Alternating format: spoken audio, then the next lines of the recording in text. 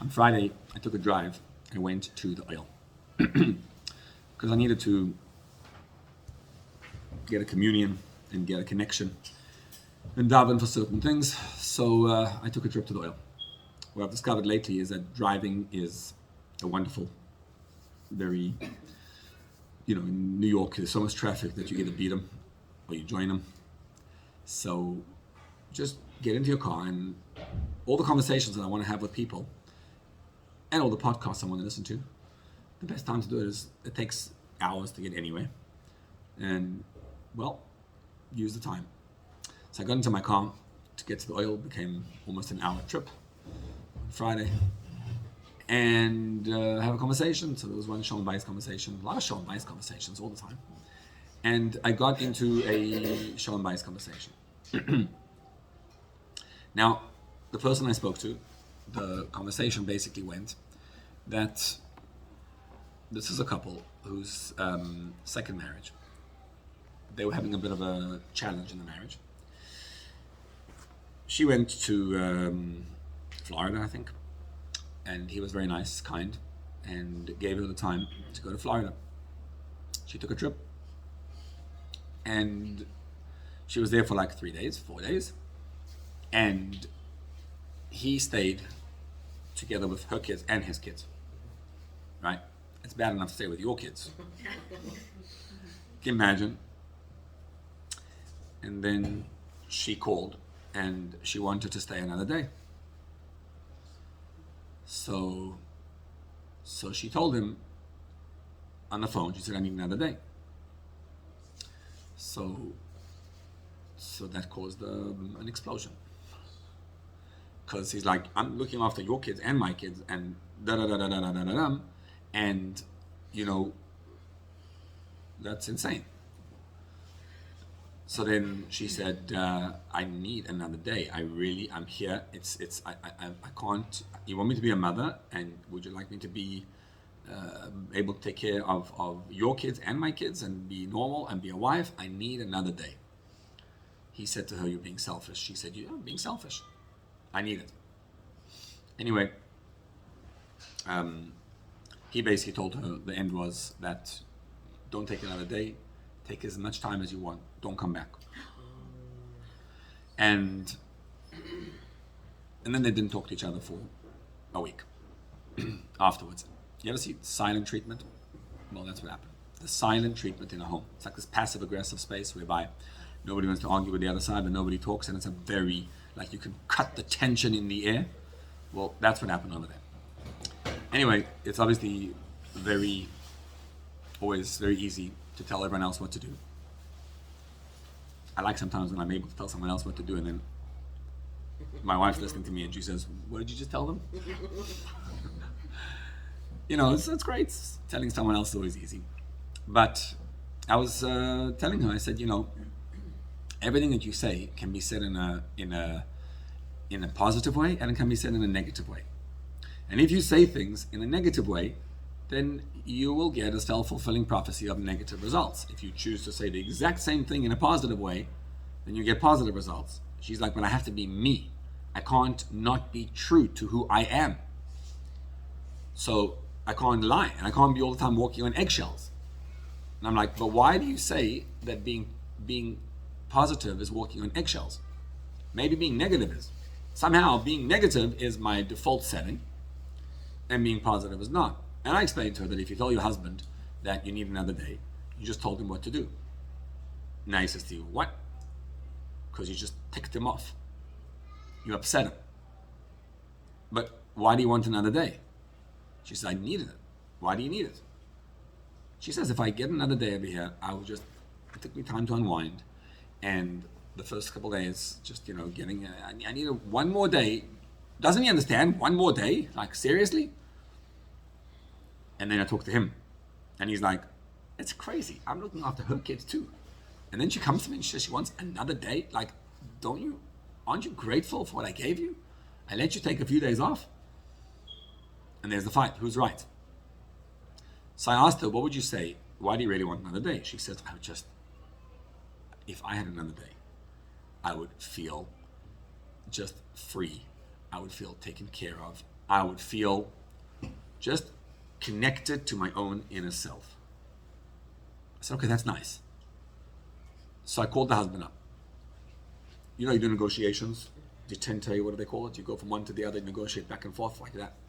So I called him up and I asked him a question. I said, tell me, if your wife would have told you in a different way, if she would have said, hey, listen, I'm coming back, coming back as we discussed on Tuesday night, I would have loved to stay another day.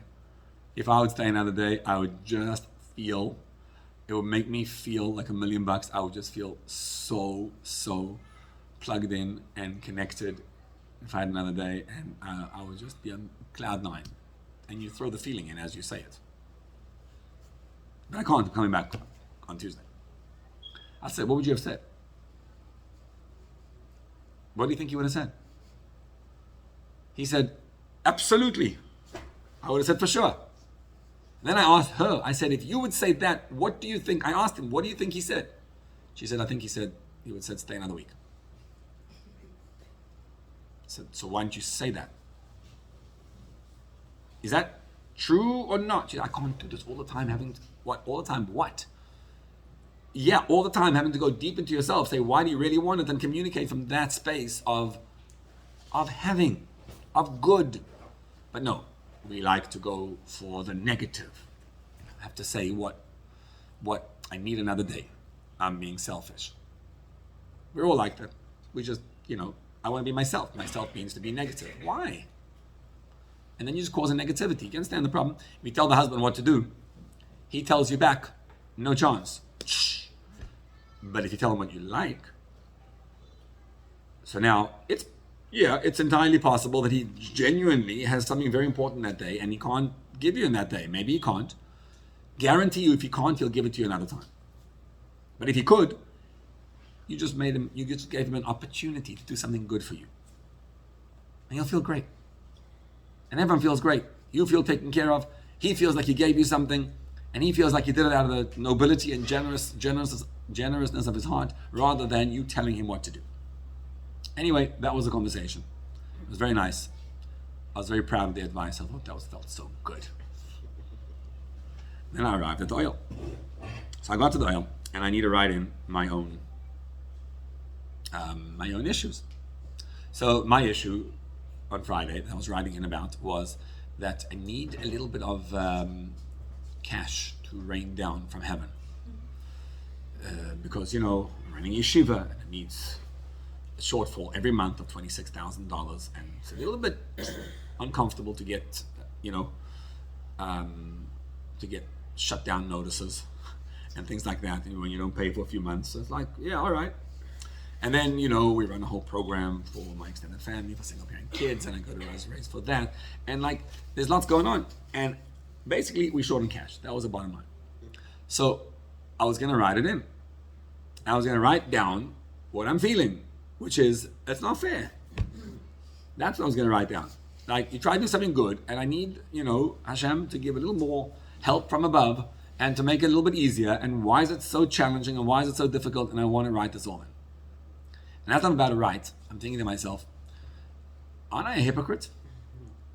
Because if I told this wife how to relate to her husband, well, in the relationship between us and Hashem, we all are the woman, the makabel, the receiver. And Hashem is the husband. That's why every Friday night we sing the songs between us and Hashem, even though we like to say it's between husband and wife. I'm sure it also is Eshes Chayil, and Noida Basharim Bailo is Hashem. The Baal is Hashem. And Klal Yisrael gets married to Hashem. We're in a marriage. So when we talk to Hashem, you have to respect him when you talk. I'm like, but I just want to tell him I need the money. But then I realized, no, I need to speak to Hashem in a respectful way. Why don't I do the same thing? And I don't know what to do. So what should I say? That I have the money, but I don't. So I find it very easy to give someone else advice, a little more challenging to give myself advice. I don't know how to say this. So I'm looking around. Actually, I decided initially I'll open up an Igros Kodesh. I said, let me see if I get an answer over there. But I didn't. So I'm like, okay, whatever. I'm just going to learn something for a little bit. It's a very great place to learn over there. You feel so, it's like, whew, get connected. So I sat down to learn for an hour. And I opened up a Sikha. It was on Yutes Kislev. So I opened up a Sikha of Yutes Kislev, which was Friday Shabbos of, the last time was Friday Shabbos, when there was a Sikha, was Tafshin Mem Dalet, which would be December 1983. And I opened up a Sikha from Chaf Kislev Tafshin Mem Dalet. And the content went as follows. And I'm learning it. And it said that Yosef HaTzadik was a very holy, special Jew. Very. And if you look at him, the Torah tells us that he was a successful man. Now, if you look at his life, oh boy, he was very successful. How many people do you know who successfully reached this point, right, of being on top of the world, really? He was the most powerful man in the world. Right under Paro. And in fact, he was the one who was really controlling the whole world, right? And you know the whole story about how Yosef, actually, when they went up the steps over there, right, Yosef learned 69 languages. Paro knew 69 languages. Yosef knew 70 languages. And Paro asked Yosef to take an oath that he wouldn't reveal that he knows more than him. So actually, Yosef knew more and could have risen higher than the Pharaoh. But he chose not to, because it's good for a Jew not to be on the top, just one below the top. So you can control the top and the rest of the world from it. He's the one who's running the whole world. With his brothers, with everything. He was a phenomenal character in that sense. And Yosef was a Matzliach. But do you know, well, before he was Matzliach, what happened to him? He was in a dungeon for 12 years. When he was in a dungeon, he had no idea that he was getting out of the dungeon. He was just in a dungeon. That was 12 years. That's a long time to be in a dungeon where there's absolutely no recourse. There's no one to talk to. There's no legal system. There's nothing. It's just that's the way it is. You can stay here for the rest of your life. He walked into the dungeon when he was 18. He spent his entire 20s in a dungeon with no hope. Before the dungeon, he spent a year as a slave in the home of Potiphar. That was pretty bad. He was a slave. Beforehand, he was the darling of his father. He was the favorite child of his father, and his father made him a special ksainis pasin, special coat. And that's why the brothers hated him, and the whole story ensued. So, you would think that the unsuccessful part of Yosef's life was those 13 initial years, from when he was 17 to when he was 30. That's the part he would want to obliterate and erase. It was the dark part of his life. Before was light, until he was 17 was special, growing up, and after he was 30 was a special time. The Torah says Yosef was Matzliach. It says it twice. When does it say it? Once when he was a slave to Potiphar, and the other time when he was in the dungeon. It doesn't say he was Matzliach beforehand, before until he was 17, and it doesn't say he was Matzliach successful afterwards when he was 30 years old. And so you wonder, that's counterintuitive. You're saying the most successful part of Yosef's life was when he was a slave to Potiphar. And the even more successful part of his life was when he was in the dungeon. So I ask you, how does a person get to feel success? The first time round it says, Vayara Adoinov ki Hashem itoi. His master Potiphar saw that Hashem is with him. V'chol asher hu oiseh, whatever he was doing, Hashem matzliach beyodei. Whatever he does, Hashem is successful in his hand. When he was in prison, it says, Asher hu oiseh Hashem matzliach. Whatever he does, Hashem is matzliach, he's successful. And therefore, when he was in Potiphar's home, he became the head slave, head of the household. When he was in the dungeon, he became chief of the dungeon. Those are very important positions to hold. Chief slave and chief prisoner. Wow. And the Torah says he was successful. But you understand what happened. That success led him to the ultimate success.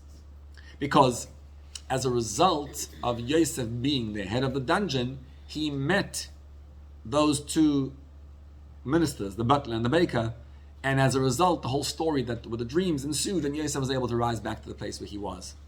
Had Yosef been a regular prisoner in his cell, what would have happened? The meeting would not have occurred. It would not have taken place. But Yosef was like a busybody. He had to be involved in everything.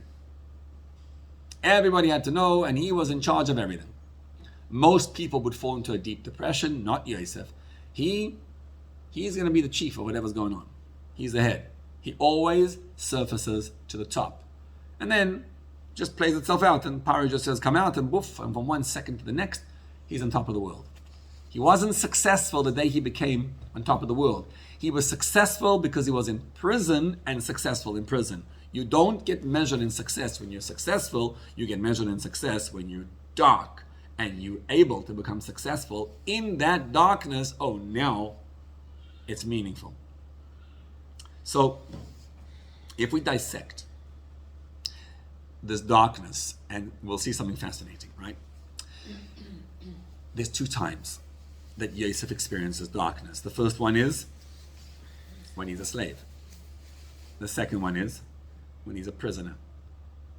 What would you say distinguishes a prisoner from a slave? It's very, very similar. A slave is a slave, has no freedom. A prisoner also has no freedom.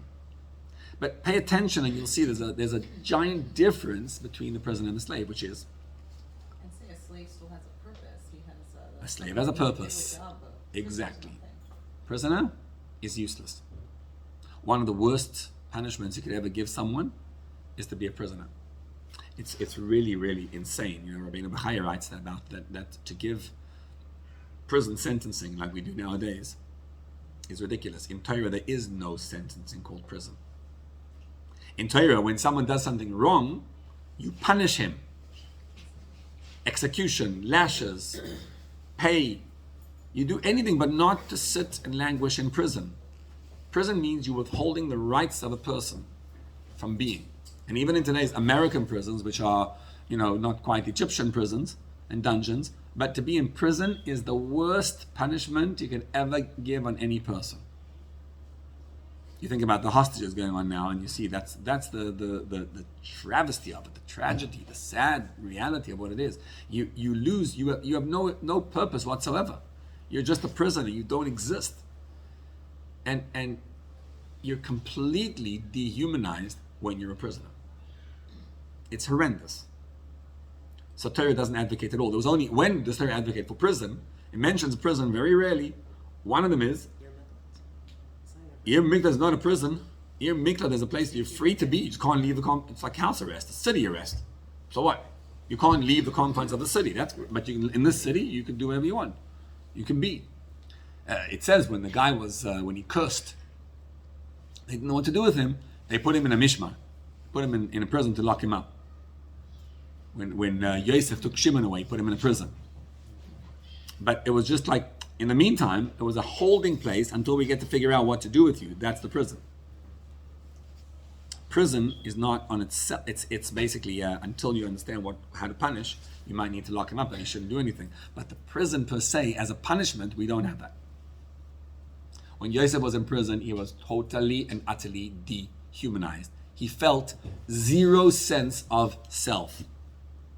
And when he was a slave, he also felt that, but slightly different.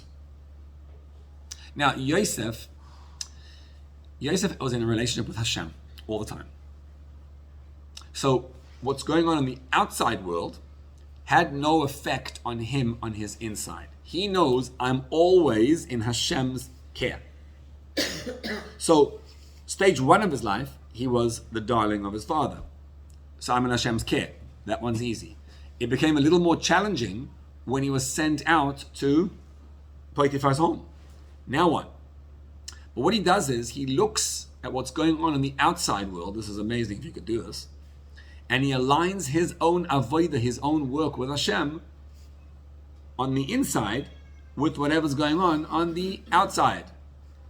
So if I'm made to be a slave on the outside, what that means is that I'm going to channel my slavery to my relationship with Hashem. So my work now is to be an Eved Hashem. When he becomes a prisoner later on, he's like, oh, I'm a prisoner. So I'm totally dehumanized. Great. I'm going to be a prisoner to Hashem. Slaves have some value. Yad Eved ki yad Rabbi. The servant's hand is an extension of his master's hand. So a servant has no existence of his own, no identity, but his identity is his master's. So you don't mean anything, but you are valuable. You pay for a slave. If I'm a slave to Hashem, it means that it's not about me, it's about Hashem getting what he wants done. So when Yosef was in Potiphar's home, it says, Vayara doinav ki Hashem ita, his master saw that Hashem was with him. How did he see? Rashi says, Shem shamayim shogru befiv. Yosef was everything Hashem. He was very much into the thank you Hashem movement. Baruch Hashem, thank you Hashem, Hashem did this for me, Hashem. And Potiphar is like, who are we talking about? Who did this for you? He's like, oh, Hashem. Who's Hashem? And he'll keep on telling him who Hashem is. So at some point, Yosef comes to realize, Hashem is taking care of me. And Potiphar came to realize that. And now the two of them together, Potiphar notices, he learns from Yosef how to feel Hashem in your life. Because he was saying Baruch Hashem to everything. And whatever he does, Hashem makes successful in his hand. He had tuned in with Hashem. Then he was taken into the dungeon. And now he became a prisoner. Prisoners have zero value. No identity, no self at all. You don't need to do anything. When a prisoner does something, it's not really for himself. It's just to do nothing. There's no value to it whatsoever. That's what he was in the prison. Completely and utterly dehumanized. So he looks at Hashem and he says, wow, do you know what the Chovos HaLevavos says, Shar Bitochen? He says, Bitochen in Hashem means to feel yourself in a dungeon and no one can help you. It's only between you and Hashem. That's the work of being in a dungeon. So really, all of us are in a dungeon all the time. You know, sometimes you think you're not. You think like you can control things and it looks like we're doing something. It takes a little bit, every so often you get a wake-up call. You're not in control of anything. You're not in charge of zero. And that's not bad. It's actually awesome to be in that space. So Yosef, when he's in prison, he does the work with Hashem of realizing, I don't need to do anything. Hashem controls everything. Hashem is just taking care of everything. I don't need to do a thing. And every morning, he woke up in the morning and he's thinking to himself, wow, Hashem is in control. And he feels the power of Hashem every single day. It's awesome. That's why 10 years into the dungeon sojourn, think about what happens. He meets these two guys, a butler and a baker. And these guys, a day before, were Paro's top men. What does he say to them? Madua peneichem ra'im hayom. Why are you guys down again? Why sad? Why are you depressed? This is from a guy who's just been himself in a dungeon for 10 years at this point, with absolutely no hope for the future. But why depressed? Depressed is a choice. And his choice, my choice is to be aligned with Hashem, nothing besides me and Hashem. And so because he was in a dungeon, that's why his relationship with Hashem was intensified. And the Torah says, V'asher hu oseh Hashem matzliach. The Tzemach Tzedek explained that the word Hatzlacha is what we call it mazel. Right? You have mazel. You know what mazel in English is? We call it, when you say mazel tov, we say congratulations. When you say he has mazel, we call it lucky. Mazel is not luck. Luck implies absolutely nothing on your part. Mazal is milashon dripping, nozel. When you have mazel, it means there's a drip coming from above at you. Tzemach Tzedek says, mazel tov is like glik. In Yiddish you say belaz, glik. Glik, what you call luck, is actually atzlacha. You want to have mazel in your life? Here's how you have mazel. You have mazel in your life when you can look at what's going on in an absolutely positive way. No matter what's going on, you only see the godly, the good Hashem in every single moment.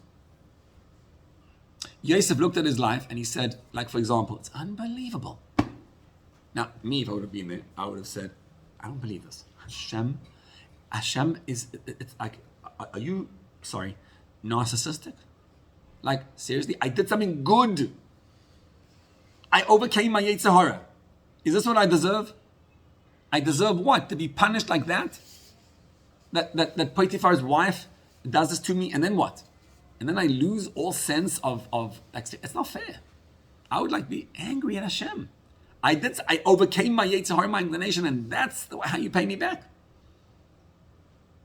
And I would be sitting there every day feeling angry at Hashem and depressed, and it's not fair, and screaming and shouting.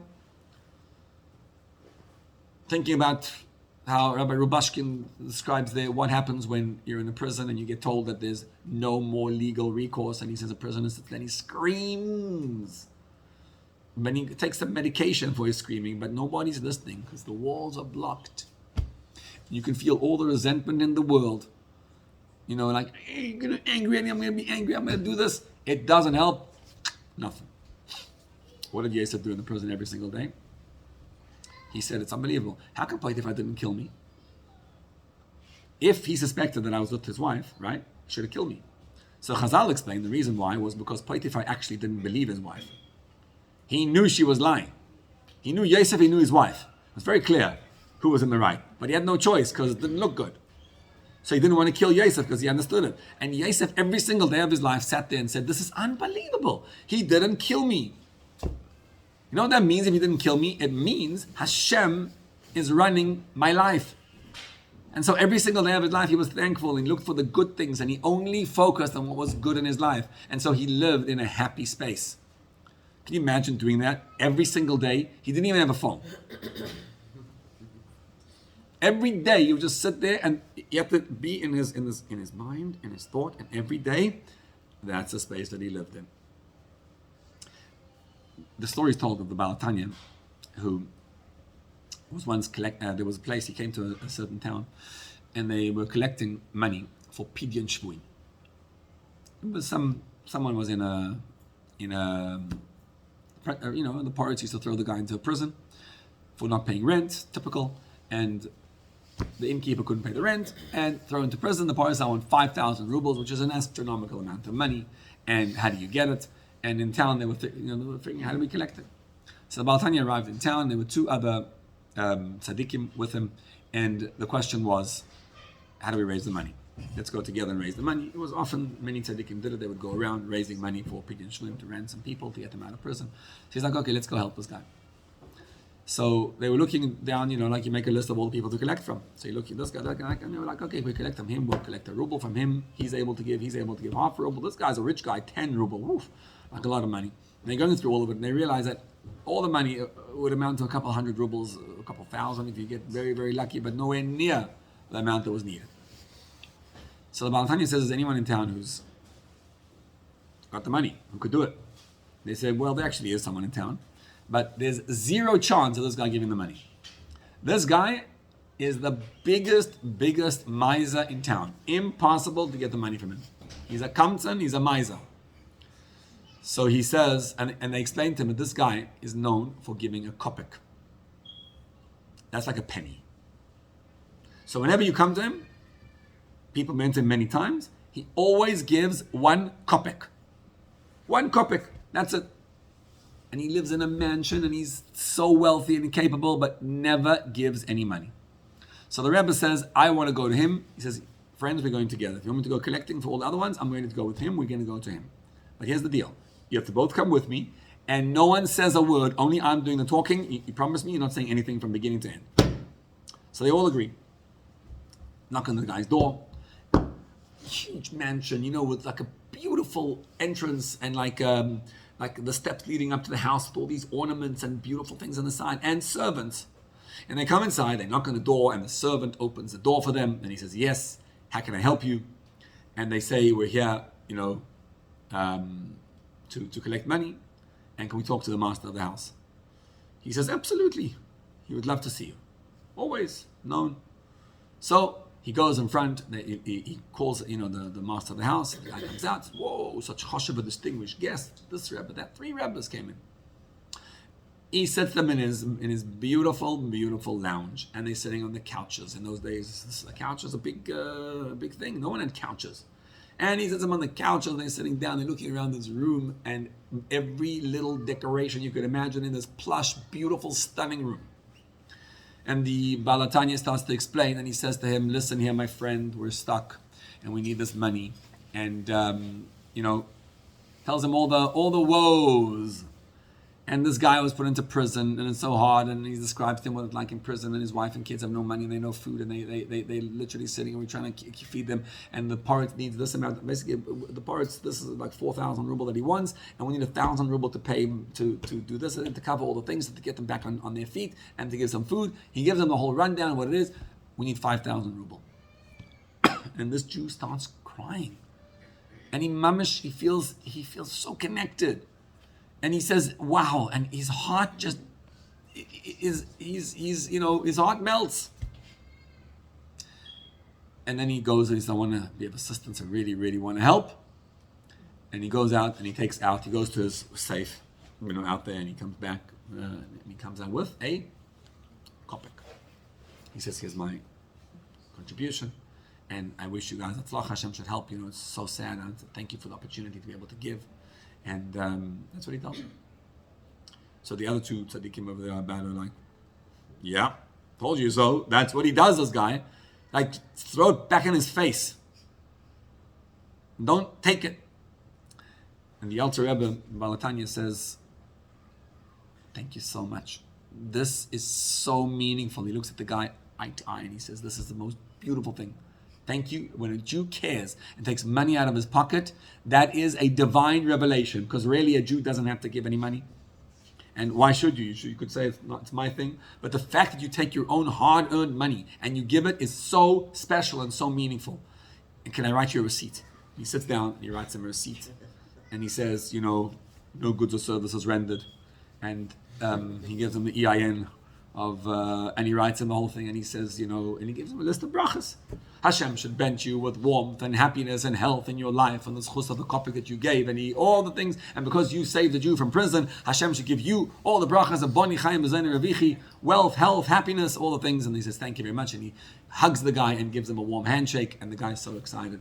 And the other 2 tzaddikim are sitting over there wondering, what is that all about? Why's the heat not on? Everyone's freezing over here. Is that on? Anyway, so he walks out. He leaves. And when they leave, as they go out, they're already stepping out. They're outside the house, all 3 of them, and the servants already closed the door. The guy comes running out. He says, wait, can you guys come back? What do you want? Comes back, he says, I was thinking about it, and I think I'm actually able to give a little bit more. And I want to give a little bit more. He said, okay, sure. They sit down again, place. He says, wait for me 1 second. He goes back to his safe, comes back, and what does he come back this time? With a ruble. And the Alter Rebbe again, this time he says, wow, a ruble. A ruble is unbelievable. And the fact that a Jew takes out money, I know when, he says, when the way you give tzedakah, when you give tzedakah, you basically, you're breaking through the whole Yetzer Hara. You'll see when you give tzedakah, whenever you give tzedakah, even when a guy comes to your door, there's always like this experience of like, why should I give it? And then there's like that part that he says to you, that's all you can give. Seriously. Right? And then you have to really break through the barriers in order to bring about the tzedakah. You're bringing Hashem into the world. And the Alter Rebbe explained to him all that, and he said, thank you, and he writes him another receipt for the ruble. And he leaves. And when they go out, as they left again, the tzaddikim looking at him, that wasn't impressive. It was impressive they gave a ruble, but not. This repeated itself and became 10 ruble and 100 ruble and 1,000 ruble. And then the guy says, you know what? I'm going to give you the whole thing. And he wrote down 5,000 ruble. And he gave it 5,000 ruble. And they're coming out, and they were like, okay, we just saw an absolute moifus. That was an absolute miracle. Because if you could get this guy to give 5,000 ruble, there's nothing, that's a miracle of miracles. How did you do it? What happened there?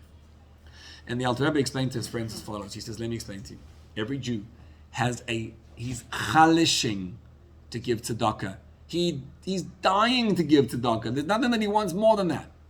But this poor Jew never experienced what it means to give tzedakah. He never got this incredible, glorious, godly feeling. Because you know what happens when you give tzedakah? At the beginning of it is the Yetzer Hara goes to he fights you to not give. And when you give, you feel great after you gave. But to give it is the hardest thing in the world. So the guy never got a thank you. And he never got the feeling of giving tzedakah, so he never was able to give tzedakah. What I wanted to do was just give him the feeling of giving tzedakah. And once he got the feeling, every time he got it and he got that receipt, he felt so good about himself and so special, that brought out a deeper feeling and a deeper feeling and a deeper feeling until we were able to bring down the 5,000 ruble. In other words, if you want to get 5,000 ruble at the guy, this is a good fundraising technique. It's not a tactic, it's just what works. What works is that you go to the guy and you've got to say to him, you've got to look at the things you have. And you've got to look at, wow, how awesome this is. And that itself, not feeling in the negative space, that's what brings it out. That's the power of Yosef. That's what he explains there. He doesn't say the story in the Sikha, but he says the idea of Yosef. What's Yosef? Yosef is about, I'm going to focus only on the good energy. There's always somewhere inside the story there's good energy. And Yosef realizes how Hashem is with him. And every little thing that happens is, Baruch Hashem, this happened, today, this happened, that happened, that happened. He was focused on Hashem, all the time. And nothing happened for 13 years. Torah says everything happened. When he was a servant, a slave, he says, I'm a slave of Hashem. So, it's, the Pasuk says, Vashehu eseh Hashem matzliach beyodoi. It uses the word beyodoi. He's like, I exist and Hashem is with me. When he got into the prison, he flipped the experience of the prison into a positive sense. He says, being in prison is only because of Hashem. Why am I in prison? Because Hashem wants me to realize that it's only me and Hashem. On the way back from the oil, I was speaking to a lady, and she was telling me that, she said that her question was, I don't understand. What about Jews in the Holocaust? That's what she says. She wants to what's bitochen? What about a Jew in the Holocaust who's struggling and suffering in the Holocaust? And I told her, yeah, there was a Jew in the Holocaust. His name was Viktor Frankl. Remember him? And he invented logotherapy. He says, yeah, when everything's bad, and what? And I choose to be happy even in that space. Happiness, even in the Holocaust, it's a choice. I have no idea why the Holocaust happened. I don't know why it's happening. I can't begin to fathom. It doesn't mean that you're saying, oh, but something good is happening in my life. It means you're always able to be focused completely, solely, totally, and utterly on Hashem in your life. So it's noticing that things are very difficult, I'm having a hard time. Notice that part. And I'm okay. Hashem is right here. And when you notice that good, you get more good. Because it's a self-fulfilling prophecy. The more you notice, the more you get whatever you're noticing. So in Yosef, that's like a Holocaust, he's in the dungeon. In the dungeon, in the worst place. The Torah doesn't say the word beyodoi. Before it says Hashem matzliach beyado. He didn't have a yad anymore when he was in the prison. It was just me and Hashem. It was just me and God. Totally let go. It doesn't, the I doesn't exist. And every morning, can you imagine, every single morning for 10 years and then another 2, he sat there and he just felt to the point that he was just happy all the time, rejoicing. Hashem was just here. And it was great. And that's why he had Hatzlacha in that space. And therefore, when Pare summoned him up, I was just like, that was the result. Yeah, of course, sure. Because the Hatzlacha comes from me being able to bring it about, right? It says, well, if you close that door, that's where the cold air is coming from. It says, we say in davening every morning, we say before Baruch Shomer, Ya'er panav itanu sela. Hashem illuminates his panim with us forever. Hashem says, I just need you to do one thing. I'm God, I do everything.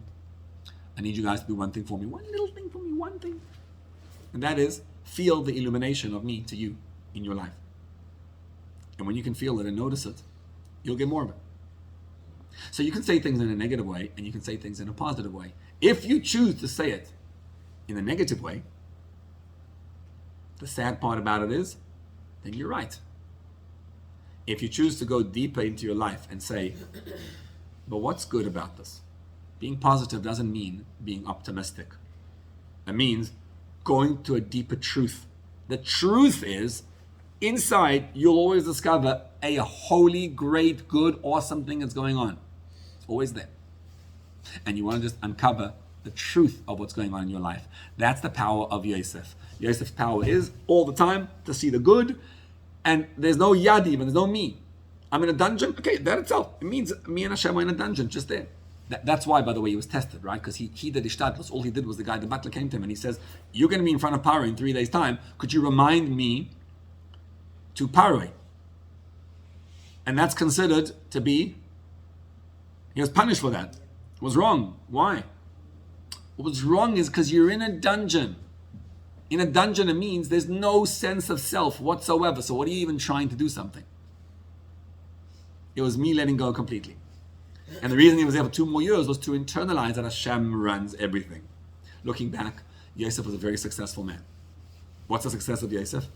And we're learning about him 3,000 years, whatever, after the story happened. We're sitting here learning about what happened there. That's success. That's impressive. The reason we are is because he stood in that space of glorious oneness with Hashem. So anyway, so I'm like, okay, I learned this thing, and then it took me a while to dawn on me. Oh, there's your answer. So I'm sitting at the oil. I'm like, okay, so let's write this in now. So let's write in a different way.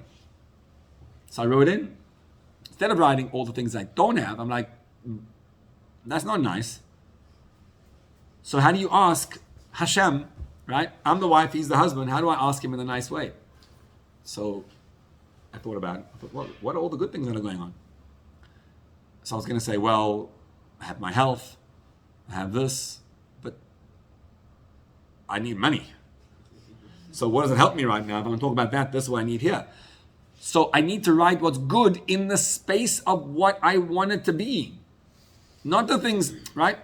I love breathing, but it only works if that's what you're on your mind, right? So I'm going to focus on the money that is coming in.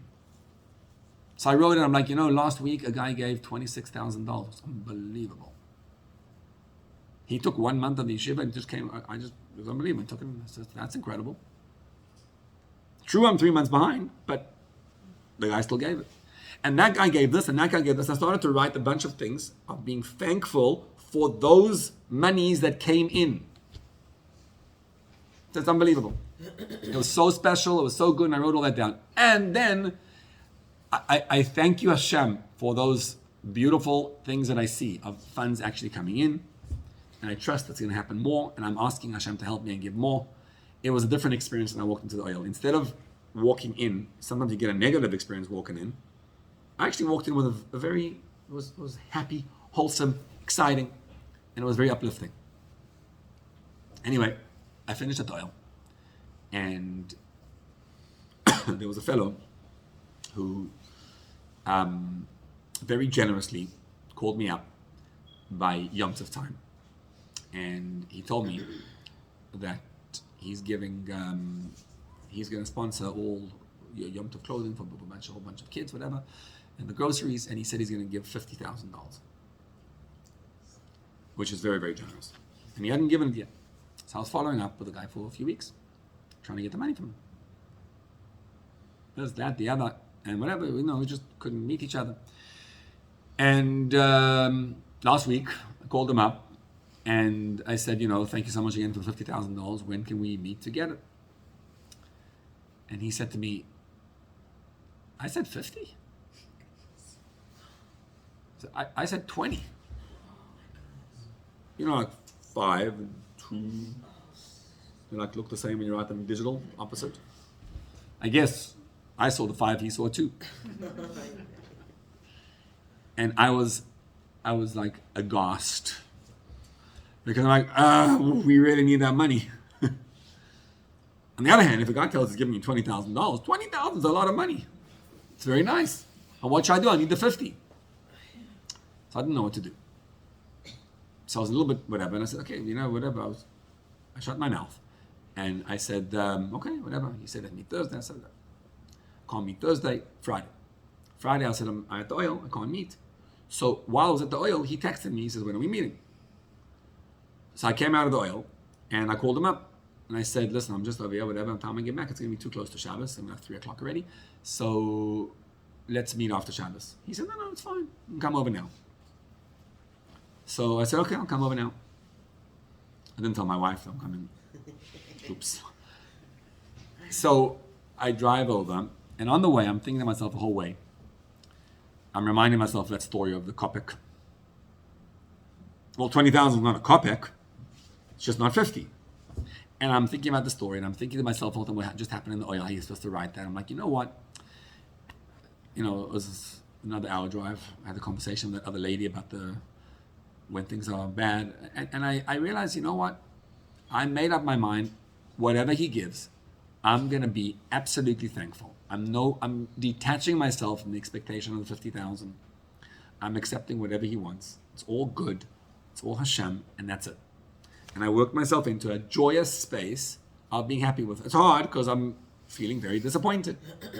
I walk into his house, and he says, he calls his wife. He says, Rabbi Vigla's here. So she's okay. She's in the kitchen. And he says, can you please write him the check? So she sits in the kitchen and she writes the check as I walked in. And then he goes over, and I went over to the kitchen with him. And he looks at the check that his wife just wrote. And he looks at it, he's looking, and he says, oh, well, whatever, like that. And he gives me the check. And the check was $50,000. And I don't know what the real story was. I always thought the no show and bias issues going on over there. Like, I don't know what transpired over there, but I saw that check and I was like, and it was a real powerful moment. And I spoke to them for a while, then I went home. And my wife wanted to know where I was. So I showed her, got a $50,000 check right. She's okay, fine. And then at night we had a Reframing. And at the Reframing, I'm sitting down and I was telling the guys the story about what happened at the oil. And then I realized that in the middle of the story, I said, you know what? And the second part, what happened afterwards, is part of the story. So my wife asked me, why didn't you tell me the story before? I said, I didn't notice the story before. Like, I just noticed the guy had said 50, and I gave 50, okay. It was beautiful. But when I noticed, that was a miracle. Maybe it wasn't, maybe it was just whatever. But isn't that what Yosef was doing? Sitting there and noticing how everything in his life is run by Hashem. Sometimes that's good in a revealed way, and sometimes it's not. And when you're writing in about what you don't have, write what you do have. And it's all the time the way it works in life. And the stories in your life are happening all the time. They're occurring in front of your face. And what you want to do is just notice the story as it unfolds, because it's the beautiful majesty of Hashem being revealed. And if you want to feel more of it, instead of saying, don't be negative and cry to Hashem about all things that are going on which are terrible, it is terrible. Cry it out, let it go. And then ask yourself, and what do you want it to be? And look at the positive. And look at, it's not fake, it's real. It is exciting. Hashem is in your life, and start noticing Hashem is there, and start noticing what you want Hashem to be for you. In other words, what you don't have is also in a positive way. Instead of saying what you don't have, look and say how awesome it is what I do have. And then, even living in a dungeon or a slave, even in that space, you can be an ish matzliach. And you'll discover that mazel is not something that just happens to you. Mazel is something that's nozel from above. And whatever you do, Hashem matzliach biyodain, kol asher is Hashem matzliach, no matter what space you're in. Suddenly you discover the hatzlacha. Because hatzlacha is something that you and I make. We light up our lives. And when we choose to light it up, we see the light all over. Amazing.